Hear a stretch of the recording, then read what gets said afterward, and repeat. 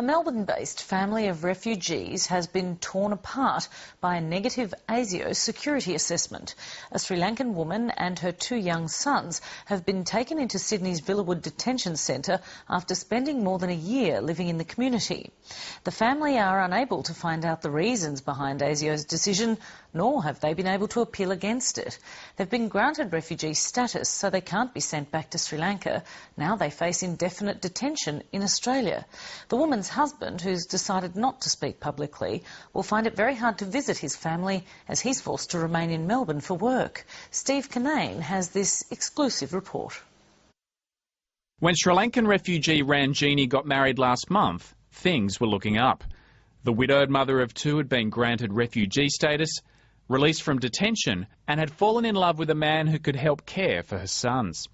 Well, the first thing I remember about the wedding was the 2 little boys racing out to meet us with wide eyes, smiles, just very eager and very keen, very happy, I think, to have a new dad. But tonight that family has been torn apart. After a year living in the community, Ranjini and her sons are back inside immigration detention after a negative ASIO assessment. I thought finally she's going to have a good life and make a good life for her boys. So to hear the news from Ganesh last night at 10 o'clock that she'd been taken to Sydney detention camp was very upsetting. And yes, I was shocked. Yesterday, Ranjini was called into an interview with immigration officials and asked to bring her sons. She took them out of their school in suburban Melbourne. They had no inkling they would be flown to Sydney and locked up. No goodbyes to friends and family, no chance to pack a suitcase. Ranjini and her boys face a bleak future in detention. They and 46 other refugees with negative ASIO assessments are locked up indefinitely with no right of appeal.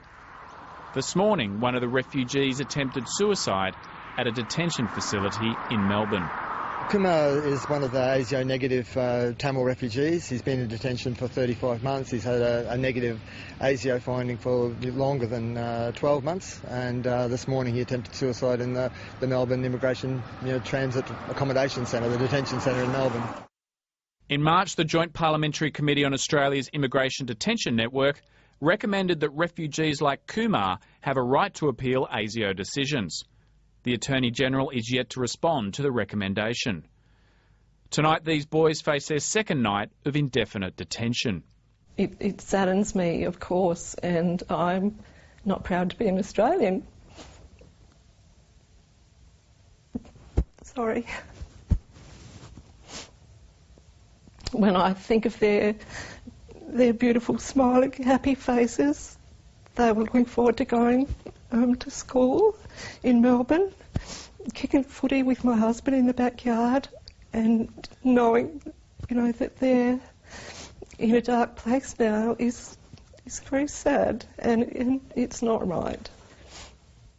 Steve Kinane, Late Line.